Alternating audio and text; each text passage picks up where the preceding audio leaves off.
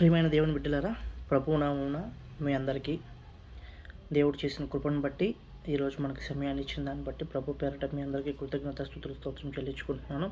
అలాగే దేవాతి దేవుడికి కూడా నా యొక్క నమస్కారాలు.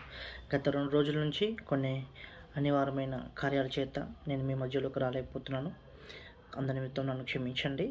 ఈరోజు గొప్ప అవకాశం దేవుడు మనకి ఇచ్చినందుకు ఎంతగానో కృతజ్ఞతాస్తుతులు స్తోత్రం చెల్లించుకుంటున్నాను. ప్రియమైన దేవుని సంగమా, ప్రియ దేవుని బిడ్డలారా, ఈరోజు దేవుడు నాకు ఇచ్చిన జ్ఞానాన్ని బట్టి, ఆయన యొక్క తలంపును బట్టి ఈరోజు మీ అందరికీ ఒక విషయం నేను తెలియజేయాలనుకుంటున్నాను.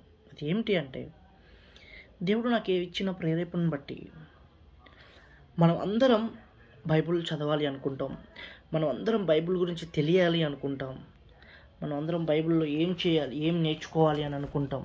ఓకే, సో దేవుని యొక్క కృపను బట్టి మనం దేవుని యొక్క బైబిల్, దాని గొప్పతనం, దాన్ని ఎలా చదవాలి అంటే, చాలామంది ప్రియమైన దేవుని బిడ్డలారా చదువుతారు కానీ ఆ బైబిల్ అర్థం చేసుకోలేకపోతారు. ఓకే, బైబిల్ని చదవటం వేరు, బైబిల్ని ధ్యానించడం వేరు, బైబిల్ని అర్థం చేసుకోవడం వేరు. ఈరోజు నా ప్రియ దేవుని బిడ్డలారా, నా జ్ఞానం ఏదైతే, దేవుడు నాకు ఇచ్చిన జ్ఞానం ఏదైతే ఉందో అది మీ అందరికీ నేను ఈరోజు పంచాలి, దేవుని నామాన్ని ఘనపరచాలి అని నేను ఆశపడుతున్నాను. దేవుడు నాకు ఇచ్చిన తలంపు ఏంటంటే, దేవుని యొక్క ఆ బైబిల్ యొక్క గొప్పతనాన్ని, దేవుని యొక్క కృపని మీ అందరికీ షేర్ చేయాలి, మీ అందరికీ తెలియాలి. అంటే సంగమా, ఒకటి నేను చెప్పాలనుకుంటున్నాను. ఈరోజు ప్రభువైన యేసుక్రీస్తు వారు మన కోసం ఎన్నో చేశారు. ఆయన మన కోసం భూమి మీదకి ఒక మనిషి రూపంలో వచ్చి ఆయన యొక్క జీవితాన్ని కొన్ని సంవత్సరాలు, 33.5 సంవత్సరాల వరకు ఆయన జీవితాన్ని నడిపించి మనకి ఎలా బ్రతకాలి, ఎలా చేయాలి, ఎలా జీవించాలి అనే వీటి గురించి తెలియజేశారు. కానీ ప్రభువా, ప్రియ సంగమా, మనం ఎలా ఉన్నాం అనేది మనం తెలియట్లేదు. అందుకని నేనేం చెప్తున్నాను అంటే, ఈరోజు దేవుని అయిన యేసుక్రీస్తు ప్రభు పేరిట ఆయన ఇచ్చిన కృపను బట్టి, ఆయన ఇచ్చిన జ్ఞానాన్ని బట్టి మీ అందరికీ ఒక విషయం తెలియజేయాలనుకుంటున్నాను.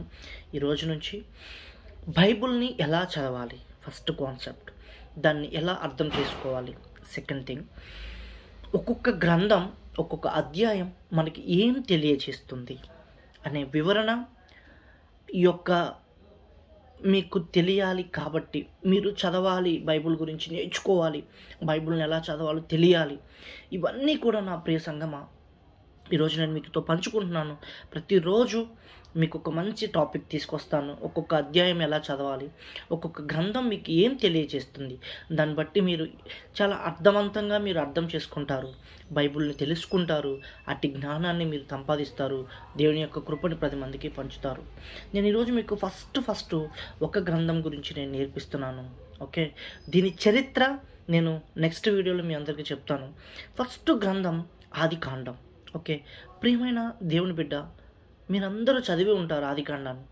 ఆదికాండం అనేది దేవుడు మనకి దాని గురించి ఒకటే ఒక విషయంలో చెప్తున్నాడు. ఆదికాండాన్ని ప్రథమముగా 2 భాగాలుగా విభజించారు. 1వ భాగం మానవుని చరిత్ర ప్రారంభం.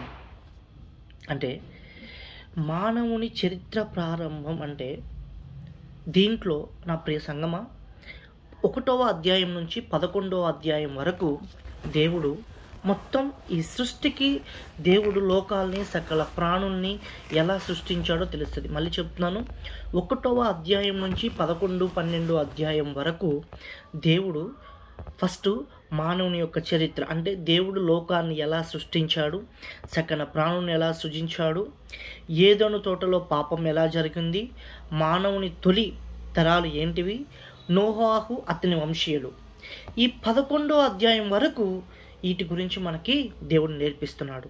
ఒకసారి బాగా చదవండి. 2, దేవుని ప్రజలైన ఇశ్రాయేలు ప్రారంభం.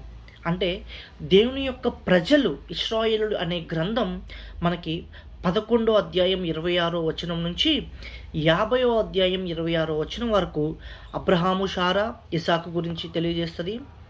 ఇస్సాకు అతని కుటుంబం గురించి తెలియజేస్తుంది. యాకోబు ఏశావు వారి కుటుంబాల గురించి తెలియజేస్తుంది.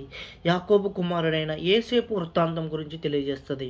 అంటే నా ప్రియ సహోదరి సహోదరుడా, మనకి ఆది కాండం అనేది 2 ప్రథమ భాగాలుగా విభజించారు.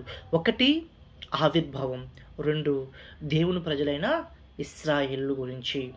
సో ప్రభువా, ప్రియమైన దేవుని బిడ్డలారా, మీకు ఇది కనుక ఈ జ్ఞానం, దేవుడిచ్చిన జ్ఞానం అనేది మీకు ఇలా రోజు రోజుకి నేను మీ అందరితో షేర్ చేయాలి అని నేను ఆశపడుతున్నాను. ఎందుకంటే ఇంకా మంచిగా మనం జ్ఞానాన్ని, మీరు బైబిల్ జ్ఞానాన్ని సంపాదించాలనుకుంటున్నారా, నేను చెప్పినట్టుగా చదవండి, బైబిల్ని అధ్యయనం చేయండి. ఒకటి ప్రథమ గ్రంథం ఆదికాండంలో 2 భాగాలుగా విభజించాం.